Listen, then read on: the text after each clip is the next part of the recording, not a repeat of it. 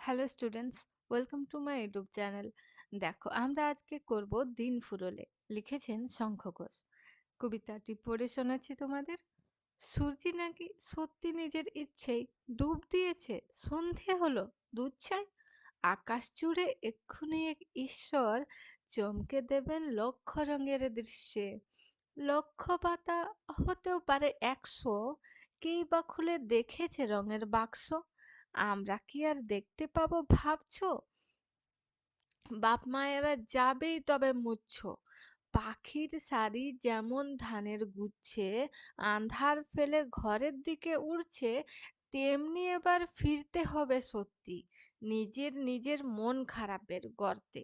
বলবে বাবা, এইটুকু সব বাচ্চা দিন ফুরলেও মাঠ ছাড়ে না। আচ্ছা, মা বলবে, ঠ্যাং দুটো কি কুৎসিত, এক গঙ্গা জল দিয়ে তাই ধুচ্ছি।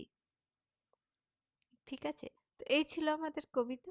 তাহলে কবিতাটির মূল বিষয়বস্তু দেখো। প্রথমে কি বলছে? আ কবির প্রচণ্ড খারাপ লাগছে। বলছে দুধ ছাই। কি জন্য? সূর্য ডুব দিচ্ছে। নিজের ইচ্ছেতে সূর্য ডুব দিয়েছে। ঠিক আছে? সন্ধে হয়ে গেছে। সন্ধে হয়ে যাওয়াতে তার খারাপ লাগছে। বলছে দুধ ছাই কিচ্ছু ভালো লাগে না। সন্ধে হয়ে গেল। আকাশ জুড়ে ঈশ্বর কি হবে? লক্ষ রঙের দৃশ্য দেখাবে। ঠিক আছে? কিন্তু সেটা লক্ষ না হয়ে ১০০ হতে পারে। আমরা তো রঙের বাক্স খুলে খুলে সেই রঙগুলো আর চেক করতে যাচ্ছি না। কি করে আর চেক করব? ঠিক আছে? কি করে আর আমরা দেখব যে আকাশ জুড়ে কতগুলো রং আছে? ১০০ না ১,০০,০০০?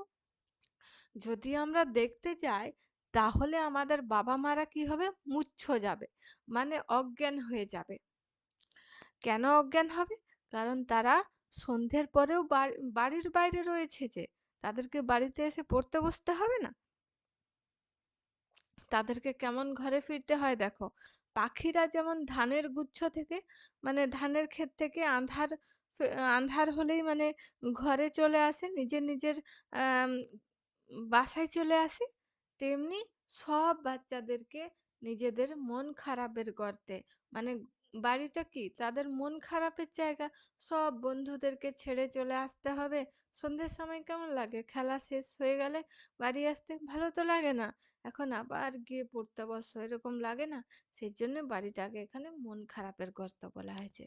বাবা বলবে, বাবা যখন অন্ধকার হয়ে যাবে বাড়ি গেলে বাবা বলবে না, সব বাচ্চাগুলো এখন সন্ধে হয়ে গেল তবুও এদের খেলা শেষ হলো না, এরকম বলে না? সেইটাই বলছে, এইটুকু সব বাচ্চা দিন ফুরোলে এদের মাঠ ছাড়া হচ্ছে না। মা বলবে, পাগুলো কি করেছিস এত ধুলো? সে বলছে, ট্যাংগুলো কি কুৎসিত। কুৎসিত মানে খারাপ। ঠিক আছে? এক গঙ্গার জল মানে অনেক জল দিয়ে আমি পা ধুচ্ছি। ঠিক আছে? তাহলে এখানে কিছু কিছু শব্দ আছে যেগুলো মানে তোমরা না জানতে পারো। সূর্যি মানে সূর্য বোঝানো হয়েছে। দুধ ছাই মানে দূর ছাই বলে না? দূর ভাল লাগছে না, দুধ ছাই। ঠিক আছে? ওইভাবে বলা হয়েছে। লক্ষ্য, দৃশ্য, বাক্স এগুলো তো জানো।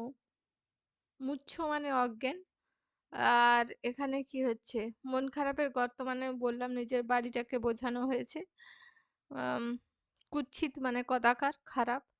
ঠিক আছে? এগুলোই হলো এখানের মানে কবিতাটার মূল বিষয়বস্তু, যে সন্ধে হলেও বাড়ি যেতে ইচ্ছে করে না, সন্ধে হলেও খেলতে ইচ্ছে করে। কিন্তু কি আর করবে?